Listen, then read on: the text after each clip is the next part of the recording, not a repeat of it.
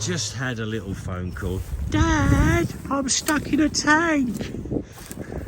How could you possibly get a tank stuck? But there you go, it's possible.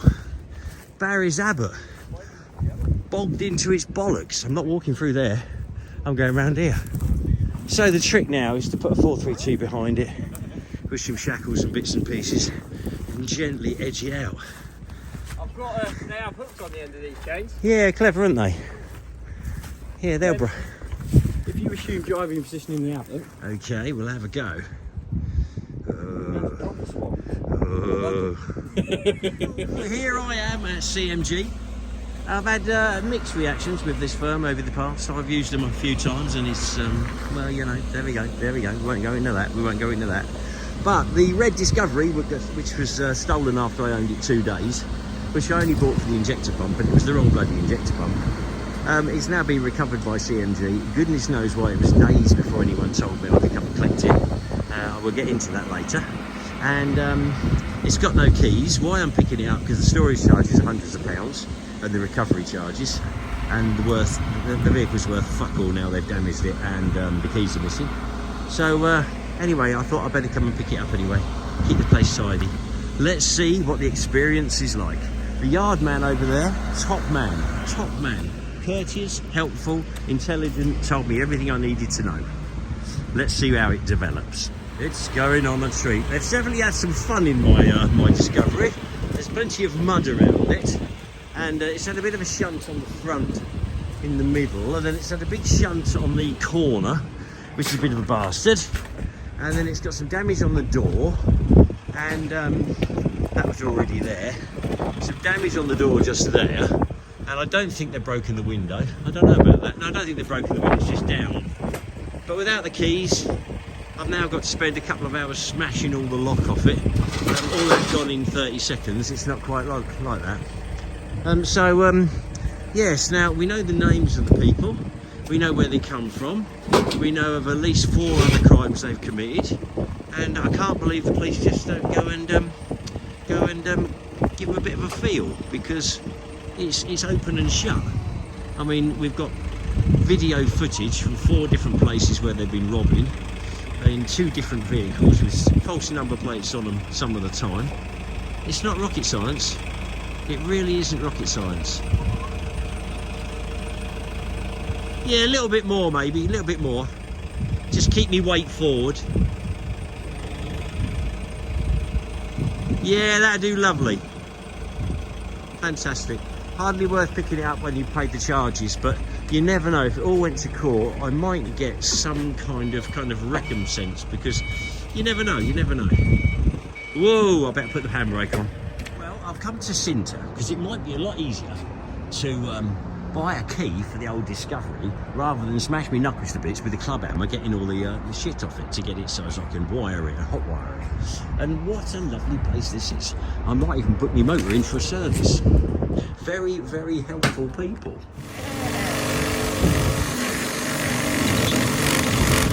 Basically, I can drill this out so I can put a key in it and I can get the steering lock off, but I think it would have an electronic key.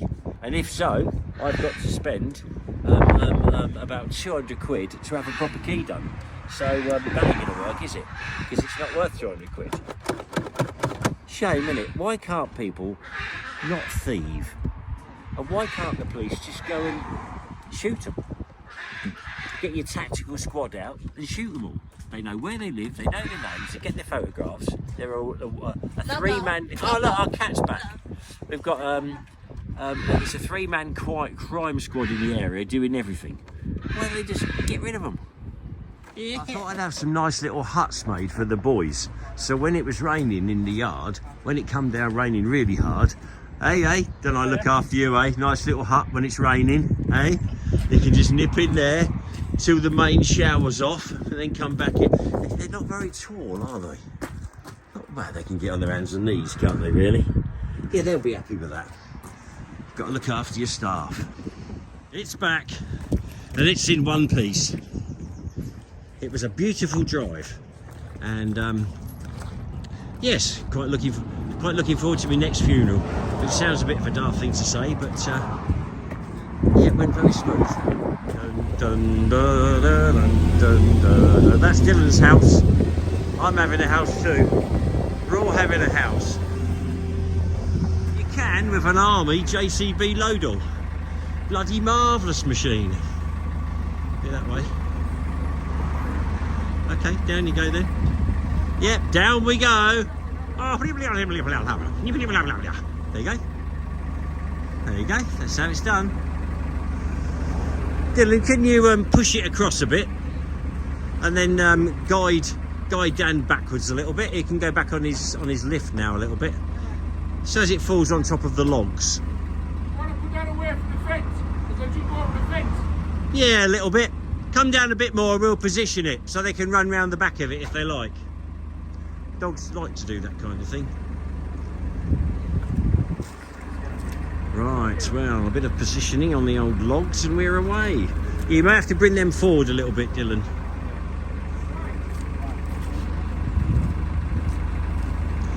Only a bit. Foot and a half. Oh, that'd be lovely. That'd be lovely. Lovely, lovely, lovely. There you go. And then we need something firm in here. It's a beauty. They've got to paint the gate. That's got to be green. And get rid of that tree that's died.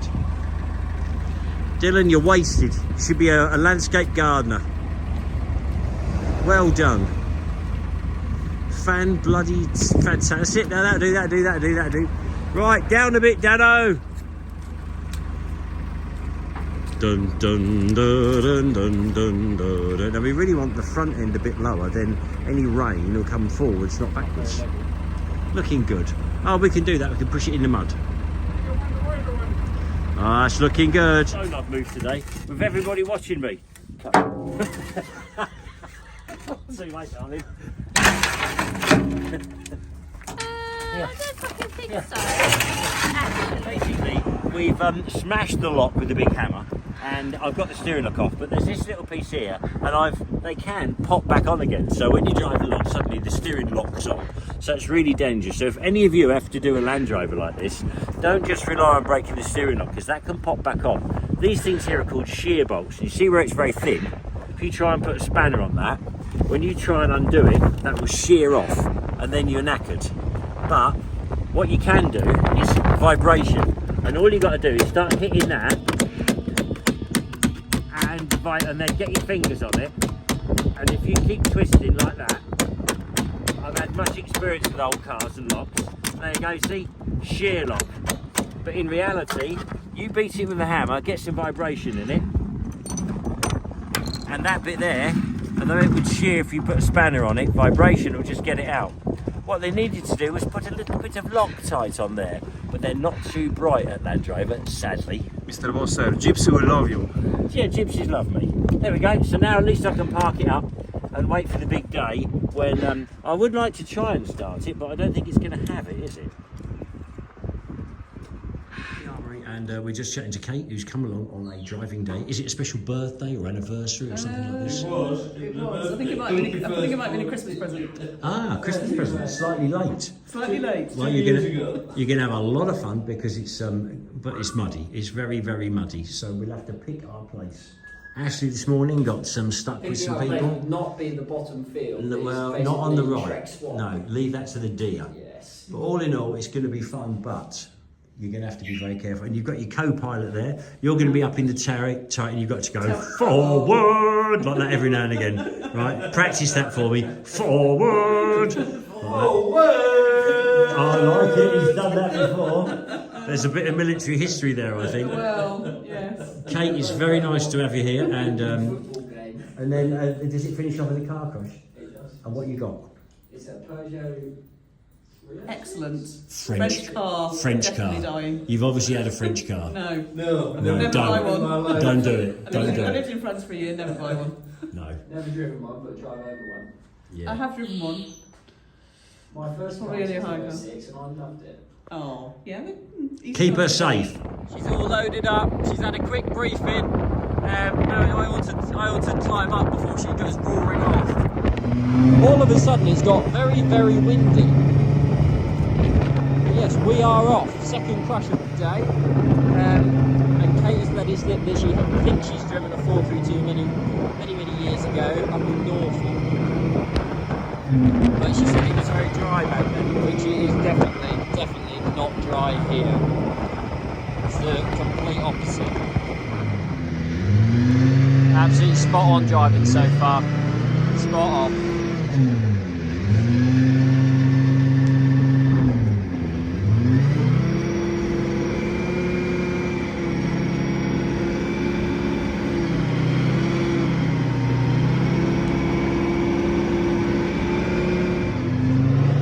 She took the easy route. We can't let that happen again. Definitely not.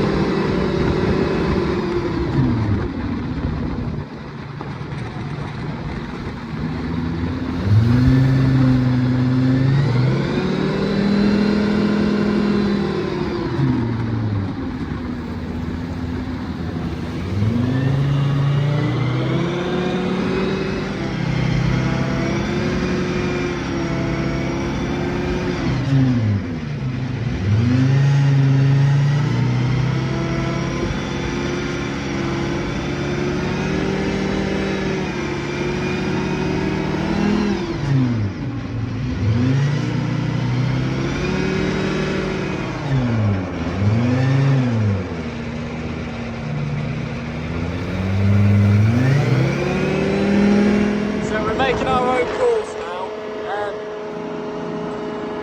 That flat bit of mud is where the hull is just scraping along the bottom, and that is how deep the mud is. But the amount of fight you have to put in to get out of those ruts once you're in is ridiculous. But she's doing very well. I think Kate's a little bit vertically challenged for an habit. I should have brought a booster seat. But she's doing very well.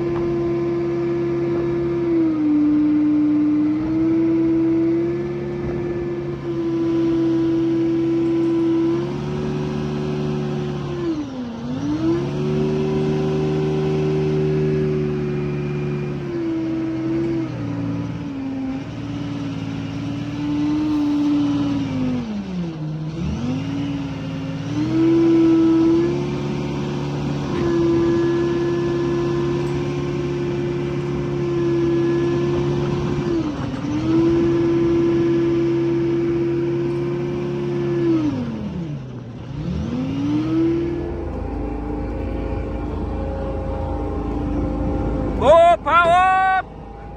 Little bit of right. Straight at that. Power. Tiny bit of right. Go power.